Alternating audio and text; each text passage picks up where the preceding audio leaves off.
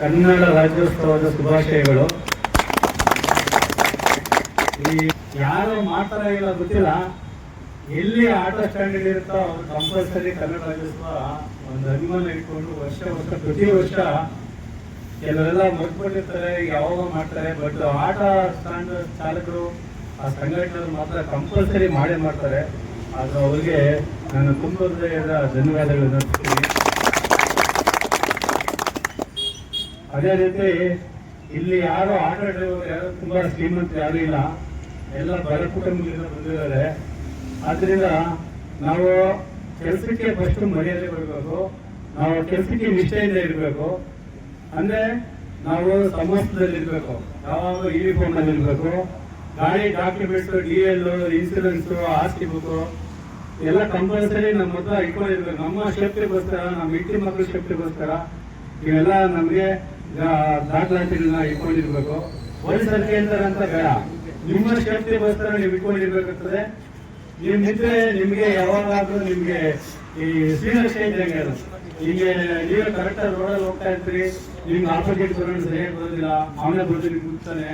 ಯಾರು ಅಪಘಾತಗಳಲ್ಲಿ ಯಾವುದೇ ಇಂಟೆನ್ಷನ್ ಇರೋದಿಲ್ಲ, ಆಕಸ್ಮಿಕವಾಗಿ ಆಗ್ತದೆ. ಆದ್ರಿಂದ ನಾವು ಕರೆಕ್ಟ್ ಆಗಿದ್ದಾಗ ಬೇರೆಯವ್ರಿಗೂ ಅನುಕೂಲ ಆಗ್ತದೆ, ನಮಗೂ ಅನುಕೂಲ ಆಗ್ತದೆ. ನಮ್ಮ ಹತ್ರ ಇನ್ಸೂರೆನ್ಸ್ ಮಾಡಿಸಿದ್ರೆ ಬೇರೆಯವ್ರಿಗೂ ಅನುಕೂಲ ಆಗ್ತದೆ. ಅಪಘಾತಗಳಾದ ಸಂದರ್ಭದಲ್ಲಿ ಇಬ್ಬರಿಗೂ ಕೂಡ ಅವ್ರಿಗೆ ವಿಮೆನ ಪಡ್ಕೊಳ್ಳೋದಕ್ಕೆ ಅನುಕೂಲ ಆಗ್ತದೆ. ನೀವು ಒಂದು ಡಿಸಿಪ್ಲಿನ್ ಇರಬೇಕಾಗ್ತದೆ. ಮತ್ತು ನೀವು ಇನ್ನೊಂದರಿಗೆ ಕಟಿಂಗ್ ಮಾಡಿಸ್ಕೊಂಡು ಕಿವಿಯಲ್ಲಿ ಒಲೆ ಇಟ್ಕೊಂಡು ಅನ್ಡಿಸಿಪ್ಲಿನ್ ಇದ್ರೆ ಯಾರಾದ್ರೂ ಹೆಣ್ಮಕ್ಳು ನಿಮ್ಗೆ ಆಟ ಆಡ್ತೋದಕ್ಕೆ ಯಾವ ರೂಢಿ ತರ ಇದ್ದಾರೆ, ಇವ್ರಿಗೆ ನಮ್ಗೆ ಸೇಫ್ಟಿ ಇಲ್ಲ ಅನ್ನೋ ತರ ಅವರು ಬಿಂಬಿಸ್ತಾರೆ.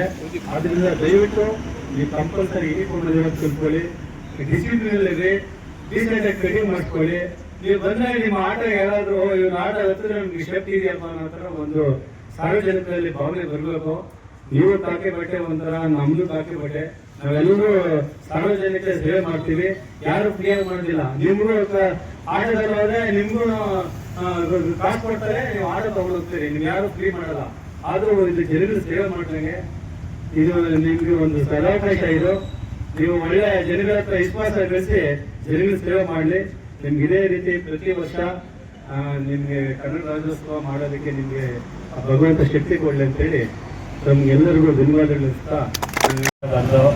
ಆಟೋ ಚಾಲಕರಿಗೆ ಒಳ್ಳೆ ಸಂದೇಶಗಳನ್ನು ಕೊಟ್ಟು ಅದನ್ನ ನಾವು ಪ್ರತಿ ರೂಪದಲ್ಲಿ ಪಾಲಿಸಿ ನಿಟ್ಟಿನಲ್ಲಿ ಆಟೋ ಚಾಲಕರಿಗೆ ನಮ್ಮ ಏನೋ ಈಗ ನಮ್ಮ ಕುಟುಂಬಗಳಿಗೋಸ್ಕರ ಏನ್ ಮಾಡಬೇಕು ಅಂತ ಹೇಳಿ ಅವರು ಎಲ್ಲ ಹೇಳಿದ್ದಾರೆ. ವೆಂಕಟರಾಜು ಸರ್, ಪ್ರದೀಪ್ ಸರ್, ನಂಜುಗುಡಿ ಠಾಣೆಯಿಂದ ಬಂದು ಆಟೋ ಚಾಲಕರಿಗೆ ಒಳ್ಳೆ ಸೂಚನೆಯನ್ನು ಕೊಟ್ಟಿರೋ ನಮ್ಮ ವೆಂಕಟರಾಜು ಸರ್ಗೆ, ಪ್ರದೀಪ್ ಸರ್ಗೆ ಧನ್ಯವಾದಗಳು ಹೇಳ್ತಾ, ನಮ್ಮ ಆಟೋಗಳಿಂದ ಎಲ್ಲರಿಗೂ ಧನ್ಯವಾದ ಹೇಳ್ತಾ ನಮ್ಮ ಮಾತನ್ನು